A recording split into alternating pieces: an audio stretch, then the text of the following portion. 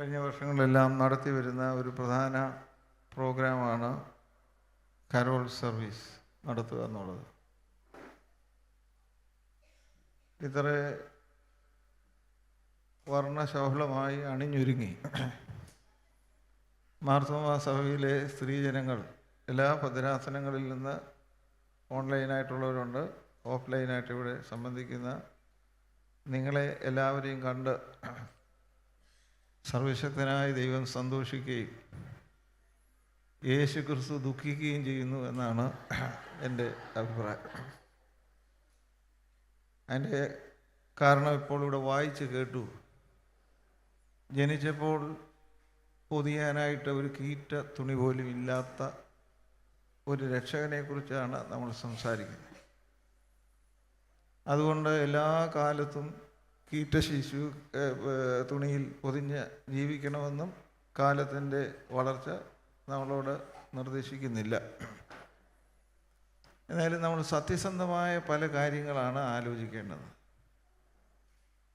ഇപ്പോൾ നമ്മൾ 2025 ഡിസംബർ മാസത്തിൽ ശാസ്ത്ര സാങ്കേതിക വിദ്യയുടെ അതിൻ്റെ ഏറ്റവും ഔന്നത്യത്തിൽ ആർട്ടിഫിഷ്യൽ ഇൻ്റലിജൻസ് കൊണ്ട് ഏത് കാര്യവും നമുക്ക് ചെയ്യാവുന്ന കാലം. മെഡിക്കൽ ശാസ്ത്രത്തിൽ റോബോട്ടിക് സർജറി വളരെ വിദഗ്ധമായി ഒരു വളരെ അതിവിദഗ്ധനായിട്ടുള്ള ഡോക്ടർ ചെയ്യുന്നതിനേക്കാൾ പെർഫെക്ഷനോടുകൂടി നിർവഹിക്കുന്ന ഒരു കാലം. അപ്പോൾ ആ കാലത്തിൽ എത്തി നിൽക്കുന്ന നമ്മൾക്ക് രക്ഷകനെക്കുറിച്ച് ഉള്ള രക്ഷകൻ്റെ ജനന സമയത്തെക്കുറിച്ച് നമ്മളൊന്ന് ഓർക്കണം. ഒരമ്മയ്ക്ക് പ്രസവിക്കാനായിട്ട് ഭദ്രമായ സുരക്ഷിതത്വമുള്ള മറയുള്ള ഒരു സ്ഥലമില്ലാതിരുന്ന ഒരു കാലം, ഒരനുഭവം. തൻ്റെ കുഞ്ഞിനെയും കൊണ്ട് പലായനം ചെയ്യേണ്ടി വന്ന അഭയാർത്ഥിയായിത്തീരുന്ന ഒരമ്മയും അപ്പനും. സത്യത്തിൽ നമ്മൾ കൃത്യമായി നിരീക്ഷിച്ചാൽ ഈ കാലവും അങ്ങനെ തന്നെ. അപ്പോൾ നമുക്ക് ക്രിസ്മസ് വെറും സന്തോഷത്തിൻ്റെ ഒരു കാലം മാത്രമല്ല, ഒരു ആഘോഷത്തിൻ്റെ കാലം മാത്രമല്ല, ഇത് ഒരു എൻ്റർടൈൻമെൻറ്റിൻ്റെ കാലമല്ല. This is a time to take up the challenges and engage. അപ്പോഴാണ് നമുക്ക് ഈ ആഘോഷങ്ങൾ ദൈവത്തിന് സന്തോഷമായിത്തീരുന്നത്. അതിനുള്ള കാര്യങ്ങളാണ് നമ്മൾ ചെയ്യുന്നതും ചെയ്യേണ്ടതും നമ്മൾ ചിന്തിക്കുന്നതും എല്ലാം. ഇത് ഞാൻ ആമുഖമായി പറഞ്ഞു എന്നേ ഉള്ളൂ. സേവികാ സംഘത്തിൻ്റേതായതുകൊണ്ട് ഇന്നലെയും ഭദ്രാസന സേവികാ സംഘത്തിൻ്റെ കരോൾ സർവീസ് ആയിരുന്നു. അപ്പോഴും ഞാൻ പറഞ്ഞ ചില കാര്യങ്ങൾ ഉണ്ട്. സേവികാ സംഘമായതുകൊണ്ട് സ്ത്രീജനങ്ങളാണല്ലോ കൂടുതലായിട്ടുള്ളത്. കൂടുതലല്ല, സ്ത്രീജനങ്ങളേ ഉള്ളൂ. പിന്നെ അതാത് ശാഖകളിലെ പ്രസിഡൻ്റന്മാർ അച്ഛന്മാരാണെന്ന് മാത്രമേ ഉള്ളൂ. സ്ത്രീജനങ്ങൾ എത്ര ബുദ്ധിപൂർവ്വം ആലോചിച്ചണക്കെയും അവരെ ഒഴിവാക്കാനായിട്ടുള്ള ഒരു ഭരണഘടനാ ഭേദഗതി ഇതുവരെ ഉണ്ടായിട്ടില്ല. ഞാനിതിപ്പോൾ എടുത്തു പറയുന്നത് നമ്മുടെ ചീഫ് ഗസ്റ്റ് CMS കോളേജിൻ്റെ ഓട്ടോണമസ് കോളേജാണ്. അതിൻ്റെ പ്രിൻസിപ്പൽ എന്ന് പറഞ്ഞാൽ ചില്ലറക്കാരിയല്ല. അപ്പോൾ മാഡം കൂടെ ഒന്ന് കേട്ടോട്ട് എന്ന് വിചാരിച്ചാണ് ഞാൻ ഈ കാര്യങ്ങളൊക്കെ പറയുന്നത്. അപ്പോൾ നോക്കിക്കേ, അതുകൊണ്ട് സ്ത്രീജനങ്ങളുമായി ബന്ധപ്പെട്ട് ഒന്ന് രണ്ട് കാര്യങ്ങളാണ് എനിക്ക് ആദ്യമേ പറയാനായിട്ടുള്ളത്. നമ്മുടെ തിമത്തിയോസ് തിരുമേനിയുടെ 75ാം പിറന്നാളാണ് ഇന്ന്. ആ മീറ്റിങ്ങിൽ ഞാൻ സംബന്ധിച്ചു. ഇവിടെ പോരേണ്ടത് കൊണ്ട് പുസ്തക പ്രകാശനത്തിൻ്റെ സമയത്ത് അവിടെ നിന്നില്ല. തിരുമേനിയുടെ 75ാം ജന്മദിനത്തിൽ തിരുമേനിയുടെ കൃപയുടെ കയ്യെഴുത്ത് എന്ന് പറഞ്ഞ് തിരുമേനിയുടെ ഒരു ആത്മകഥ പ്രസിദ്ധീകരിച്ചു. ഞാൻ പോരുന്നത് കൊണ്ട് സെക്രട്ടറി അച്ഛൻ ഞാൻ ഇറങ്ങാൻ നേരം ഇത് റിലീസ് ചെയ്യുന്നതിന് മുമ്പ് തന്നെ എൻ്റെ കയ്യിൽ കൊടുത്തു. അതിനകത്തൊരമ്മയെക്കുറിച്ച് പറയുന്നുണ്ട്, ഒരമ്മയെക്കുറിച്ച്. അത് ഞാനൊന്ന് വായിക്കാം. ഈ പുസ്തകം തുറന്ന് ഒരു പൊതു മീറ്റിങ്ങിൽ ഇതുവരെയും ആരും തുറന്നിട്ടില്ല. ഞാനാണ് ആദ്യമായി ഇത് തുറക്കുന്നത്. ഇത് റിലീസ് ചെയ്തുകൊണ്ട് അവിടെ സംസാരിച്ചു, എങ്കിലും പുസ്തകം അതിൽ തിരുമേനിയുടെ അമ്മയെക്കുറിച്ച് പറയുന്നുണ്ട്. അമ്മച്ചി 93 വയസ്സ് വരെ ജീവിച്ചിരുന്നു. തൻ്റെ പിതാവിൻ്റെ ആദർശപരമായ കർക്കശ നിലപാടുകൾ അതിരൂക്ഷമാകുമ്പോഴും അമ്മ എന്ന കുളിർക്കാറ്റ് അതിനെ ആശ്വസിപ്പിച്ച് ശാന്തമാക്കുന്നത് കണ്ടിട്ടുണ്ട്. ഇത് ആമുഖത്തിൽ മെത്രാപ്പോലീത്ത എഴുതിയിരിക്കുന്നതാണ് തിരുമേനിയെക്കുറിച്ച്. എന്നിട്ട് തിമോത്തിയോസ് തിരുമേനി അമ്മയെക്കുറിച്ച് പറഞ്ഞിരിക്കുന്നത് കോട്ട് ചെയ്യുകയാണ്. എത്ര പ്രാവശ്യം നമ്മെ കണ്ടാലും, എത്ര സമയം നമ്മെ കണ്ടാലും കണ്ടു കൊതി തീരാത്ത കണ്ണുകൾ ഈ ഭൂമിയിൽ അമ്മയ്ക്കല്ലാതെ വേറെ ആർക്കാണ് ഉള്ളത്? എത്ര പ്രാവശ്യം നമ്മെ കേട്ടാലും, എത്ര സമയം നമ്മെ കേട്ടാലും കേട്ട് കൊതി തീരാത്ത ചെവികൾ ഈ ഭൂമിയിൽ അമ്മയ്ക്കല്ലാതെ വേറെ ആർക്കാണ് ഉള്ളത്? എത്ര പ്രാവശ്യം നമുക്ക് വേണ്ടി പ്രാർത്ഥിച്ചാലും, എത്ര സമയം നമുക്ക് വേണ്ടി പ്രാർത്ഥിച്ചാലും, നമുക്ക് വേണ്ടി പ്രാർത്ഥിക്കുവാൻ തുടിക്കുന്ന അധരങ്ങൾ ഈ ഭൂമിയിൽ അമ്മയ്ക്കല്ലാതെ വേറെ ആർക്കാണുള്ളത്?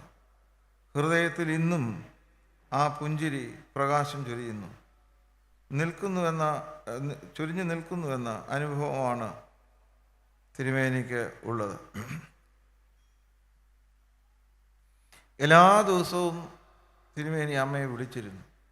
ഇൻവേരിയബിളി എവരി നൈറ്റ് വിളിച്ചു. അപ്പോഴെല്ലാം അവസാനിക്കുന്നത് അമ്മയുടെ വാക്ക്. തിരുമേനി പറയും, അമ്മച്ചി എനിക്ക് വേണ്ടി പ്രാർത്ഥിക്കണം. അമ്മച്ചി പറയും, എന്നും മോന് വേണ്ടി പ്രാർത്ഥിക്കുന്നുണ്ട്. അത് കഴിഞ്ഞതിന് ശേഷം, ഈ അമ്മ മരിച്ചതിന് ശേഷം ഞാൻ തിരുമേനിയെ കണ്ടത് ഓർക്കുന്നു ഇപ്പോഴും. ഒരു ദുര്യോഗം എന്ന വണ്ണം അന്ന് രാത്രിയിൽ, മരണത്തിൻ്റെ തലേന്ന് രാത്രിയിൽ വലിയ തിരക്കുള്ളത് കൊണ്ട് തിരുമേനി അമ്മയെ വിളിക്കാനൊത്തില്ല. രാത്രി വളരെ വൈകിയാണ് വിളി വരുന്നത്. അമ്മയ്ക്ക് വളരെ പ്രയാസമുള്ള സാഹചര്യമാണ്. അമ്മ മരിക്കുകയും ചെയ്തു. അമ്മയെ ലാസ്റ്റ് ഡേയിൽ വിളിക്കാനൊക്കാത്തതിനെക്കുറിച്ച് പറഞ്ഞപ്പോൾ ഏതാണ്ട് 70 വയസ്സുകാരൻ വല്ലാതെ വിങ്ങി കരഞ്ഞാണ് എന്നോട് ആ വാക്കുകൾ ഉച്ചരിച്ചത്. എനിക്കിന്ന് ഇവിടെ ഇരിക്കുന്ന നമുക്കെല്ലാവരോടും പറയാനുള്ളത്, നല്ല അമ്മമാരെയാണ് ഇന്ന് ആവശ്യം. മക്കൾക്ക് വേണ്ടി പ്രാർത്ഥിക്കുന്ന അമ്മമാർ. പ്രാർത്ഥിക്കുക എന്ന് ഞാൻ ഇവിടെ ഉദ്ദേശിക്കുന്നത് കൊണ്ട് അവർക്ക് IIT-യിൽ അഡ്മിഷൻ കിട്ടണമെന്നും നീറ്റിൽ എല്ലാവരെയും തള്ളി ആദ്യത്തെ 10ൽ കിട്ടണമെന്നുള്ള, എല്ലാവരെയും തള്ളി മറിച്ചിടുന്ന ഒരു കോമ്പറ്റീഷൻ്റെ പ്രാർത്ഥന ആരും പ്രാർത്ഥിക്കേണ്ട. എല്ലാവരെയും മനുഷ്യരായി കാണണമെന്ന്, എല്ലാവരെയും ഒരമ്മയ്ക്ക് എൻ്റെ കുഞ്ഞ് അതുപോലെയാണ് അയൽവക്കത്തെ വീട്ടിലെ കുഞ്ഞിനെ എന്ന് കാണുമ്പോൾ മാത്രമേ അമ്മമാരാകുകയുള്ളൂ. മറ്റേ വീട്ടിലെ കുഞ്ഞും എൻ്റെ കുഞ്ഞും ദൈവത്തിൻ്റെ ദാനമാണെന്ന് കാണുന്ന കുഞ്ഞുങ്ങൾ. ഇന്ന് നമ്മൾ സത്യസന്ധമായിട്ട് നോക്കിക്കേ, നമ്മുടെ അടുത്ത വീട്ടിലെ കുട്ടി നമ്മുടെ കുട്ടിയും ഒരേ പ്രായമായെങ്കിൽ നമ്മുടെ കുട്ടിയുടെ ഈ റാങ്ക് നശിപ്പിക്കാൻ ജനിച്ച ജന്മശത്രുവാണ്. അത് നമ്മൾ ആരെയും കുറ്റപ്പെടുത്തിയിട്ട് കാണുന്നില്ല. ഇവിടെ ഇരിക്കുന്ന നമ്മളെല്ലാവരും, ഇൻക്ലൂഡിങ് അച്ഛൻസ്, ബിഷപ്പന്മാർ പിന്നെ കെട്ടിയിട്ടില്ല ഈ സഭയിൽ എന്നുള്ളതാണ്. നമ്മളെല്ലാം we are all victims of all this. വലിയ അപകടമുണ്ട്. അതുകൊണ്ട് ക്രൈസ്തവ സഭയുടെ അംഗങ്ങളായ നമ്മൾ വേറിട്ട ഒരു ക്രിസ്തു സംസ്കാരം ഞങ്ങൾ നെയ്തെടുക്കുമെന്ന് നമ്മൾ സ്വയം സമർപ്പിക്കുന്ന വളരെ പ്രധാനപ്പെട്ട ഒരു നാളാണ് ഈ ക്രിസ്മസ് എന്ന് പറയുന്നത്. അത് കഴിഞ്ഞിട്ട് അതിന് സഹായകരമായ കൂടിവരവാണിത്, കൂട്ടായ്മയാണിത്, ആലോചനയാണിത്. അതിനുള്ള ആശയങ്ങളാണ് നമ്മൾ ഇതിനകത്ത് കൂടുതൽ പങ്കുവെക്കുന്നത്. ഇന്ന് നമ്മൾ എടുത്തിരിക്കുന്നത് അരികുകളിലെ ആഘോഷ പൂക്കാലം എന്നാണ്. അരികുകൾ, അപ്പോൾ നമുക്കറിയാം, ബൗണ്ടറിയാണ്. അതിരുകൾ എപ്പോഴും അപകട മേഖലയാണ്. ഇപ്പം നമ്മളെപ്പോഴും പറയുന്നുണ്ട്, നമ്മൾ ഈ കടൽ തീരത്ത് അങ്ങോട്ട് പോയാൽ തീരം ഒരരികാണ്, അങ്ങോട്ട് അധികം പോകരുത്, പോയാൽ വെള്ളത്തിൽ മുങ്ങിപ്പോകും. ഒരു പാലത്തിലൂടെ നമ്മളിങ്ങനെ നടന്നു പോകുന്നു, അതിൻ്റെ സൈഡിലോട്ട് പേരൻസ് കുട്ടികളെയും കൊണ്ട് നടക്കുന്നെങ്കിൽ ശ്രദ്ധിക്കണം, അരികിനപ്പുറം പോയാൽ വെള്ളത്തിൽ പോകും. അപ്പോൾ സഭയെ എപ്പോഴും ഒരു അപകട മേഖലയിലാണ് ദൈവം ആക്കിയിരിക്കുന്നത്. എന്തിനാണ്? Keep on reminding the world the impending dangers of the time. അപകടമുള്ള സ്ഥലത്തേക്ക് നീങ്ങുന്നവരെ അപകടത്തിൽ നിന്ന് മാറ്റി അനുഗ്രഹമുള്ള സുരക്ഷിതത്വമുള്ള സ്ഥലമാണ്. അതുകൊണ്ട് ചർച്ച് എന്ന് പറയുന്നത് ഏറ്റവും സുരക്ഷിതത്വമുള്ള സ്ഥലമായിരിക്കണം. എന്നാലും നമ്മൾ ഓൺലൈൻ ഉണ്ട് എങ്കിലും നമ്മളൊന്നും നമ്മുടെ പള്ളികളൊന്നും സുരക്ഷിതമായ സ്ഥലമാണോ? പലപ്പോഴും അല്ല.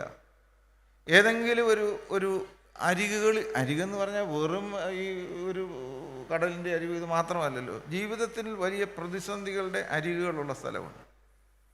ഒരു കല്യാണം കഴിഞ്ഞു, 5 കൊല്ലം കഴിഞ്ഞു, 6 കൊല്ലം കഴിഞ്ഞു, അവർ തന്നെ നിശ്ചയിച്ചിട്ടുണ്ട് ഉടനെ കുഞ്ഞുങ്ങൾ വേണ്ട എന്നുള്ളത് അവരുടെ ചിന്ത. പക്ഷേ കാണുന്ന സ്ത്രീ ഈ കുട്ടിയോട് ചോദിക്കും, വിശേഷമൊന്നും ഇല്ലയോ? ഒരു കാര്യമില്ല ഈ സ്ത്രീക്ക് ഇങ്ങനെ ചോദിച്ചിട്ട്, ഒരു കാര്യമില്ലയോ? കാര്യമുണ്ടെന്ന് പറഞ്ഞാൽ ഇവരെന്നെ ചെയ്യും, അങ്ങ് നടന്നു പോകും. കാര്യമില്ലെന്ന് പറഞ്ഞാലോ അപ്പോൾ തലേക്കായി എന്ത്. അതായത് ആ കുട്ടി പിന്നെ പള്ളിയിൽ വരികയില്ല. അരികുകളിലുള്ള മനുഷ്യൻ നമ്മൾ തന്നെ എടുത്തുകൊള്ളുക.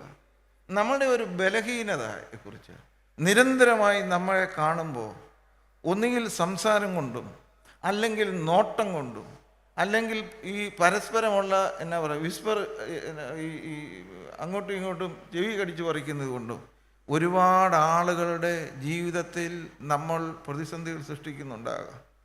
അപ്പോൾ ഇന്ന് ഈ നമ്മുടെ ഈ കരോളിൽ നമ്മൾ പറയുന്നത് എന്നാന്ന് ചോദിച്ചാൽ, നമ്മൾ അരികിലുള്ളവരെ ചേർത്ത് പിടിക്കുകയല്ലാതെ അരികിലുള്ളവരെ തെള്ളി വെള്ളത്തിലിടുകയില്ല എന്ന്. നമ്മൾ ബോധപൂർവ്വം ഇതൊന്നും ചെയ്യുന്നില്ലായിരിക്കും. നമ്മൾ തള്ളണ്ട. നമ്മുടെ ഈ പറച്ചിലിനേക്കാൾ വലിയ തള്ളെന്തവാ ഉള്ളത്? അവൻ 3 കരണം പറഞ്ഞേ വീഴുള്ളൂ. മനസ്സിലായോ? അപ്പം ഇതൊന്നും നമ്മൾ എന്താണ് പള്ളികളിൽ ഇതൊക്കെ ആലോചിക്കാതെ? എന്തുകൊണ്ടാണ് പള്ളികളിൽ ഇങ്ങനെ ഒരു ക്രിസ്തു സംസ്കാരം വളരാത്തത്? ഈ നോക്കിക്കോണം, ഞാൻ തുടങ്ങിയപ്പോൾ പറഞ്ഞത്, ഈ അപ്പനും അമ്മയും ജോസഫും മേരിയും പെട്ട പെടാപ്പാട് നമുക്ക് മനസ്സിലാകുന്നതാണ്. ഈ യേശു ഒരു ഉദാഹരണം നോക്കുക. ഈ യേശു എൻ്റെ അടുത്ത് വലിയ കുഴപ്പത്തിൽ പിടിച്ച ഒരു സ്ത്രീയെ കൊണ്ടുവന്നായിരുന്നു.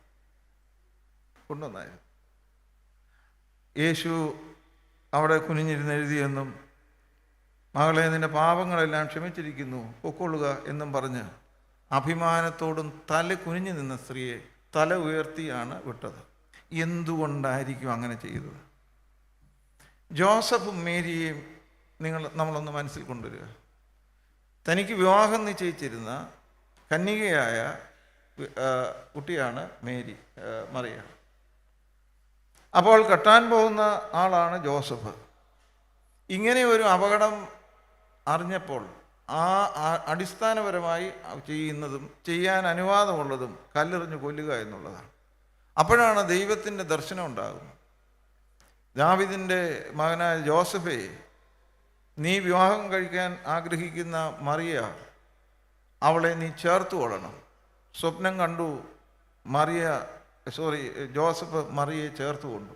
ഏത് സ്ഥാനത്താണ്? കല്ലെറിഞ്ഞ് കൊല്ലേണ്ടുന്ന സ്ഥാനമാണ്. അപമാനിക്കപ്പെട്ട ഒരു സ്ഥലമാണ്. ഒരു പക്ഷേ ചില നിരീക്ഷകർ പറയുന്നുണ്ട്, യേശുവിൻ്റെ മുമ്പിൽ ഈ വ്യഭിചാരക്കുറ്റത്തിന് പിടിച്ചുകൊണ്ടുവന്ന സ്ത്രീ നിന്നപ്പോൾ തൻ്റെ അമ്മയെ ഓർത്തു. ഒരു നാളിൽ എൻ്റെ അമ്മയും കല്ലെറിഞ്ഞ് അപമാനിതയായി മരിക്കേണ്ടതായിരുന്നു. ദൈവത്തിൻ്റെ കരുണ കൊണ്ട് എൻ്റെ അപ്പന് നൽകിയ ദൈവിക നിർദ്ദേശം ശിരസാ വഹിച്ച് എൻ്റെ അമ്മയെ ചേർത്തുകൊണ്ടത് കൊണ്ടാണ് യേശു എന്ന ഞാൻ രക്ഷകനായി ഇവിടെ നിൽക്കുന്നത്. എല്ലാ കുഞ്ഞുങ്ങളും രക്ഷകരാണ്. എല്ലാ കുഞ്ഞുങ്ങളും രക്ഷകരാണ്. കാരണം അവർ ദൈവത്തിൻ്റെതാണ്. അവർ ദൈവത്തിൻ്റെ രക്ഷകരാണ്. ആ രക്ഷകരായ കുഞ്ഞുങ്ങളെ നമ്മൾ വൈകൃതമാക്കുകയാണ്. എന്ന് പറഞ്ഞാൽ നീ ആയിരിക്കണം ഒന്നാമത്, നീ ആയിരിക്കണം വളരേണ്ടത് എന്നുള്ള ചിന്തകളിൽ നമ്മൾ ഇങ്ങനെ അഭിരമിപ്പിക്കുകയും തെറ്റായ ദിശകളിലേക്ക് നമ്മെ നയിക്കുകയും ചെയ്യുന്നു എന്നുള്ളത് കൊണ്ടാണ്. അപ്പോൾ ഞാനിപ്പോൾ അങ്ങനെയാണെങ്കിൽ ഇപ്പോൾ അഭയാർത്ഥികളായി സഞ്ചരിക്കുന്ന ആളുകളുണ്ട്. എല്ലാ യുദ്ധങ്ങളും അഭയാർത്ഥികളെയാണ് സൃഷ്ടിച്ചുകൊണ്ടിരിക്കുന്നത്, ഇല്ലേ? നിശ്ചയമായിട്ടും. ഇവിടെ തന്നെ വലിയ ഡാം പണിയുന്ന സമയത്തോ അല്ലെങ്കിൽ വലിയ നിർമ്മാണ പ്രവർത്തനങ്ങൾക്കോ കുടിയിറക്കപ്പെടുന്ന എത്രയോ ആളുകളാണ്. ഞാനും നിങ്ങളും ഈ നമ്മുടെ ട്രാഫിക് ലൈറ്റിൽ നിൽക്കുമ്പോൾ ശീതീകരിച്ച കാറിൽ ഇങ്ങനെ ഇരുന്ന് നമ്മളെല്ലാം കൊച്ചു രാജാക്കന്മാരും രാജ്ഞികളുമാണ്, നമ്മുടെ കുഞ്ഞുങ്ങൾ മാലാഖമാരാണെന്ന് ധരിക്കുമ്പോൾ ആ കാറിൻ്റെ ഈ ഗ്ലാസ്സിൽ തട്ടി ഭിക്ഷ ചോദിക്കുന്നതായ അമ്മയും ഈ എളിയത്തിരിക്കുന്ന കുഞ്ഞും മറിയയും യേശു കുഞ്ഞുമാണെന്ന് മറക്കരുത്. എത്ര അവജ്ഞയോടുകൂടിയാണ് നമ്മൾ അവരെ നോക്കുന്നത്. എത്ര അവജ്ഞയോടുകൂടിയാണ് നോക്കുന്നതെങ്കിൽ നമ്മൾ ഓർത്തുകൊള്ളുക, നമ്മൾ പറഞ്ഞു വിട്ടത് മറിയയും യേശു കുഞ്ഞിനെയുമാണ്. എല്ലാ അങ്ങനെയുള്ള കുഞ്ഞുങ്ങളും യേശുവിൻ്റെ സഹോദരങ്ങളാണ്, അവൻ്റെ അനുജന്മാരാണ്. അങ്ങനെ കുഞ്ഞിനെയും തോളത്തെടുത്ത് അല്ലെങ്കിൽ എളിയിൽ വരുന്ന കുടിയിറക്കപ്പെട്ട വീടില്ലാത്ത കുട്ടികൾ, അമ്മയും കുഞ്ഞും മറിയയുടെയും യേശുവിൻ്റെയും സഹോദരനും കുഞ്ഞുങ്ങളുമാണ്. ഞാൻ കഴിഞ്ഞ ദിവസം പറഞ്ഞു, 7-8 മുറികളുണ്ടായിരിക്കുകയും അതിൽ 2 മുറി മാത്രം ഉപയോഗിക്കുകയും ചെയ്തിട്ട് മഴ നനഞ്ഞ് ഒരുത്തൻ നമ്മുടെ വീടിൻ്റെ അടുത്തുള്ള കടത്തിണയിൽ കിടക്കുന്നത് കണ്ടാൽ, നമ്മുടെ വീട് ശൂന്യമായി കിടന്നാൽ അത് വീടല്ല, വെറും ക്ലബും അരക്ഷിതത്വത്തിൻ്റെ സ്ഥലവുമാണ്. ഇതൊന്നും പഠിക്കാൻ നമ്മൾ തയ്യാറാകുന്നില്ല. പ്രസംഗകൻ എന്നെപ്പോലെയുള്ളവ നിന്ന് ചുമ്മാതെ വീറുവാണം അടിക്കുക. എൻ്റെയും മുറി ഉണ്ട് 2-3 മുറികൾ ഫ്രീ, ഒരുത്തനെയും കയറ്റുകയല്ല.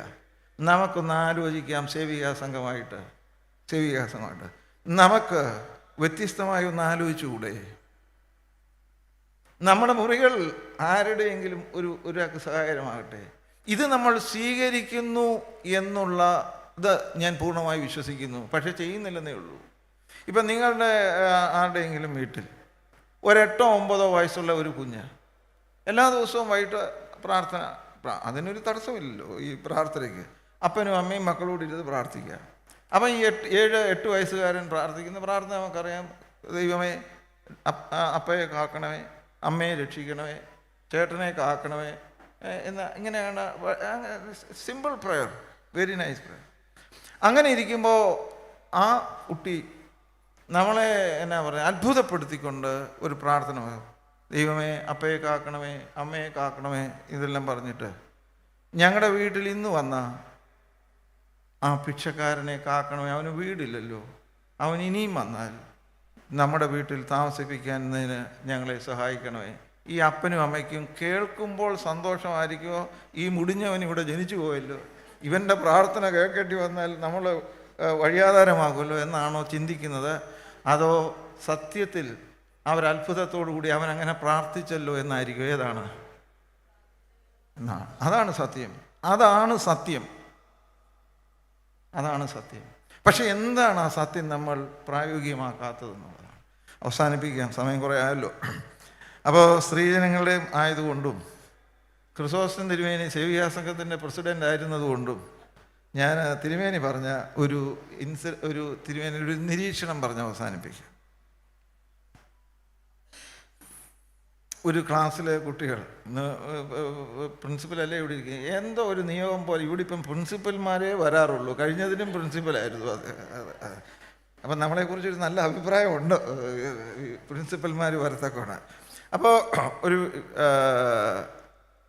ക്ലാസ്, ചെറിയ ക്ലാസ്, കൊച്ചുകുട്ടികൾ പഠിക്കുന്നു, നേഴ്സറി. അപ്പോൾ അവിടുത്തെ നമുക്കറിയാം, ഈ നേഴ്സറിയുടെ വാർഷികത്തിന് എല്ലാ കുട്ടികളെയും ഈ സ്റ്റേജ് ചെയ്ത് അവതരിപ്പിക്കും. അത് കുട്ടിയോടുള്ള സ്നേഹം കൊണ്ട് മാത്രമല്ല, അടുത്ത ആണ്ടിനും കുട്ടികൾ വരണം, മനസ്സിലായോ? അപ്പോൾ ഇങ്ങനെ ആ ക്ലാസ്സിൽ ഒരു കുട്ടി, അവൻ ഇച്ചിരി സ്ലോ ലേണറാണ്, മറ്റേ കുട്ടികളുടെ അത്രയും സ്മാർട്ടല്ല. അപ്പോൾ ഈ ക്രിസ്മസിന് ഒരുപാട് ഓഡിയൻസ് ഉണ്ട്, സ്കൂളിൻ്റെ പ്രസ്റ്റീജാണ്, ഇതൊക്കെ ഉള്ളത് കൊണ്ട് അവനെ ഒഴിവാക്കി മിടുക്കന്മാരെയാണ് എല്ലാം. അപ്പോൾ ഇവൻ ഈ പ്രാക്ടീസൊക്കെ കണ്ടപ്പോൾ അവന് മനസ്സിലായി അവനില്ല, ഈസ് എക്സ്ക്ലൂഡഡ് എന്ന് മനസ്സിലായി. അപ്പോൾ അവൻ വീട്ടിൽ ചെന്ന് അമ്മയോടെ കരഞ്ഞു. മുമ്പേ പറഞ്ഞ പോലെ കരച്ചിൽ കേൾക്കുന്ന സ്ഥലമാണല്ലോ അമ്മമാർ. അമ്മയ്ക്ക് കാര്യം മനസ്സിലായി. അമ്മ പിറ്റേന്ന് വന്ന് ക്ലാസ് ടീച്ചറിനോട് പറഞ്ഞു, ടീച്ചറെ ഏതെങ്കിലും ഒരു ചെറിയ റോൾ അവന് കൊടുക്കണം, അല്ലെങ്കിൽ അത് കൊച്ചു കുഞ്ഞിൻ്റെ മനസ്സ് വല്ലാതെ വിഷമിക്കും. ടീച്ചർ ആലോചിച്ചപ്പോൾ കാര്യമായ സംസാരമൊന്നും വേണ്ടാത്ത ഒരു കൊച്ചു റോളാണ്. ഇങ്ങനെ യേശു ക്രിസ്തുവിൻ്റെ ജനനമാണ് വിഷയം. ഇങ്ങനെ യാത്ര ചെയ്യുന്നത്. അങ്ങനെ പൂർണ്ണ ഗർഭിണിയായ മറിയയും ജോസഫും വന്ന് സത്രത്തിൻ്റെ വാതിക്കൽ ഈ കതകയിൽ മുട്ടുന്നു. അപ്പോൾ കതവ് തുറക്കണം. ഇവരൊറ്റ വാക്ക് പറഞ്ഞാൽ മതി, ദർ ഇസ് നോ റൂം, ഇവിടെ മുറിയില്ല. അപ്പോൾ ഇതവന് ട്രെയിൻ ചെയ്യാമെന്ന് ടീച്ചറിന് മനസ്സിലായി. അങ്ങനെ ദിവസം വന്നു, ഇവന് എല്ലാം റെഡിയായി. ഇവൻ വീടിനകത്താണല്ലോ സത്രത്തിൻ്റെ. അപ്പം വന്ന് കൊട്ടി, വാതിൽ തുറന്നു. അവൻ പറഞ്ഞു, ഇവിടെ മുറിയില്ല, ദർ ഈസ് നോ റൂം. വാതിലടച്ചു. പിന്നെയും കൊട്ടി, തുറന്നില്ല. ഇവൻ പെട്ടെന്ന് അവൻ്റെ ഈ ഡ്രാമയുടെ വസ്ത്രമൊക്കെ മാറി ഇതിൻ്റെ പുറകെ കൂടെ വെളിയിൽ വന്നിട്ട് മേരി ജോസഫ്, ഇവനൊരു പരിചയമില്ല, പക്ഷേ പൂർണ്ണ ഗർഭിണിയായ ഒരു സ്ത്രീയാണെന്ന് അവൻ കണ്ടായിരുന്നല്ലോ. ഇവിടെ സ്ഥലമില്ലെന്നേ ഉള്ളൂ, ഞങ്ങളുടെ വീട്ടിൽ സ്ഥലമുണ്ട്, കൂടെ വന്നാൽ മതി. ഇവിടെ ഇരിക്കുന്നത് ഇതൊന്നും ശ്രദ്ധിക്കാതെ ഈ സാരിയെ നോക്കിയിരിക്കുന്ന 2-3 സ്ത്രീകളെ ഞാൻ കണ്ടു. നിങ്ങളെ ദൈവം അനുഗ്രഹിക്കട്ടെ. പക്ഷെ ഒരു കാര്യം ഉറപ്പാണ്, സാരി അല്ല സാരമുള്ളത്. അതിൻ്റെ ഇടയ്ക്ക് ഫോണും കീണും ഒന്നും പാടില്ല. പിന്നെ ഇല്ലെന്ന് ഞാൻ ഉറപ്പിച്ച് പറയാത്തതിൻ്റെ കാരണം എൻ്റെ പ്രസംഗം റെക്കോർഡ് ചെയ്യുകയാണെന്നുള്ള ഒരു ആവേശം കൊണ്ടാണ് വേണ്ടെന്ന് പറഞ്ഞത്. അതല്ല എന്ന് മനസ്സിലാക്കാനുള്ള ഒരു കൊച്ചു കുസൃതി ബുദ്ധി എൻ്റെ കയ്യിൽ ഇരിപ്പുണ്ട്. എല്ലാവരെയും ദൈവം അനുഗ്രഹിക്കട്ടെ. പക്ഷേ these are very important things. എപ്പോഴാണ് നമ്മൾ ഡിസ്ട്രാക്റ്റഡ് ആകുന്നത്? ഒന്ന്, നമുക്ക് വേദന വരുമ്പോഴാണ്. അത് ഒഴിവാക്കാനായിട്ട്. ഇതൊക്കെ എന്നോടാണെന്ന് എനിക്ക് തോന്നിയാൽ നമുക്ക് അത് ഗൗരവമുള്ള കാര്യമാണ്. അപ്പോൾ മാർത്തോമാ സഭയിലെ സേവികാ സംഘത്തിൻ്റെ അംഗങ്ങളെ, നിങ്ങളുടെ മക്കളും കൊച്ചുമക്കളും ഈ അമ്മ പഠിപ്പിച്ച ഈ സ്ലോ ലേണർ കുട്ടി പറഞ്ഞത്, ഇതിനകത്ത് സ്ഥലമില്ലായിരിക്കും, പക്ഷേ ഞങ്ങളുടെ വീട്ടിൽ സ്ഥലമുണ്ട്. നമ്മുടെയൊക്കെ വീട്ടിൽ എത്രയോ സ്ഥലമൊന്നും, വീട്ടിലെന്ന് ഞാൻ ഉദ്ദേശിക്കുന്നത് വെറും റൂംസ് മാത്രമല്ലല്ലോ, ഏതെല്ലാം രീതിയിൽ നമുക്ക് ചേർത്ത് പിടിക്കാവുന്നതാണ്. എത്രയെല്ലാം അഭയാർത്ഥികളെ നമുക്ക് ചേർത്ത് പിടിക്കാം. എത്രയൊക്കെ നാടോടികളായി പോകുന്നവരെ വേണമെങ്കിൽ നമുക്ക് രക്ഷപ്പെടുത്തിയെടുക്കാം. അങ്ങനെയൊക്കെയുള്ള ചെറിയ ചെറിയ കാര്യങ്ങൾ സഭ ചെയ്യുന്നുണ്ട്. പക്ഷേ വളരെ വിശാലം. ഇപ്പം നമുക്ക് ഏക ആശ്വാസമുള്ളത് മണിപ്പൂരിൽ നിന്ന് ഏതാണ്ട് 60ഓളം കുട്ടികൾ ഇപ്പോൾ നമ്മുടെ നിക്കോൾസിന് കലയപുരത്ത് ജൂബിലി മന്ദിരത്തിൽ പാർക്കുന്നുണ്ട്. പക്ഷേ എത്രയോ 100 കണക്കിന് കുട്ടികളാണ് ക്യാമ്പുകളിൽ പഠിക്കാനൊക്കെ. അത് ഒരു ചെറിയ സേവികാ സംഘത്തിൻ്റെ ജൻബോഡിയുടെ ഒരു തീരുമാനം, അടുത്ത ജൂണിൽ കുറേ കുട്ടികളെ നമുക്കിവിടെ പഠിപ്പിക്കാം എന്നുള്ളതാണ്. അതൊക്കെ ഒരു പീനട്ടെന്ന് മാത്രമേ ഉള്ളൂ. ചെറിയ ചെറിയ കാര്യങ്ങളാണ്. നമ്മുടെ മുമ്പിൽ വലിയ വെല്ലുവിളികളുണ്ട്. ഈ വെല്ലുവിളികൾ ഏറ്റെടുക്കുന്നതിനൂടെയാണ് നമ്മൾ വന്നിരിക്കുന്നത്. അതുകൊണ്ട് ഇനിയും പാടുന്നവർ ആത്മാവിൽ നിറഞ്ഞു പാടിക്കൊള്ളുക. പാട്ടിനൊന്നൊരു കുഴപ്പം വരണ്ട. നമ്മുടെ ജീവിതം തന്നെ പാട്ടുകളായി ഇരിക്കട്ടെ. അവിടെ നിൽക്കുന്നവരെ ഞാൻ ഇപ്പോഴാണ് കണ്ടത്. നിങ്ങളുടെ പ്രാക്കിൻ്റെ ഫലം കൂടിയായിട്ട് ഞാൻ എൻ്റെ വാക്കുകളെ അവസാനിപ്പിക്കുന്നു. നിങ്ങളെയും ദൈവം അനുഗ്രഹിക്കട്ടെ. നമ്മുടെ ഈ കൂടിവരവും കൂട്ടായ്മയും ഏറ്റവും വലിയ സന്തോഷമായിട്ട്. കൊട്ടാരക്കര സേവികാ സംഘം ഭദ്രാസന സെക്രട്ടറിയുടെ ബ്രദർ കഴിഞ്ഞ ദിവസം നിര്യാതനായി. ഇന്ന് ഉച്ച കഴിഞ്ഞാണ് അടക്കം. ആ കുടുംബത്തെ ഓർത്ത് നമുക്ക് പ്രാർത്ഥിക്കുകയും ദുഃഖത്തിലിരിക്കുന്നവരുടെ ആശ്വാസത്തിന് വേണ്ടി നമുക്ക് പ്രാർത്ഥിക്കുകയും ചെയ്യണം എന്നുകൂടെ ഓർമ്മിപ്പിച്ചുകൊണ്ട് ഞാൻ എൻ്റെ വാക്കുകളെ ഉപസംഹരിക്കുന്നു. ദൈവം നമ്മെ അനുഗ്രഹിക്കട്ടെ. എല്ലാവർക്കും വളരെ സന്തോഷം നിറഞ്ഞ ക്രിസ്മസും അനുഗ്രഹീതമായ ഒരു പുതിയ സംവത്സരവും നേരുന്നു. Thank you.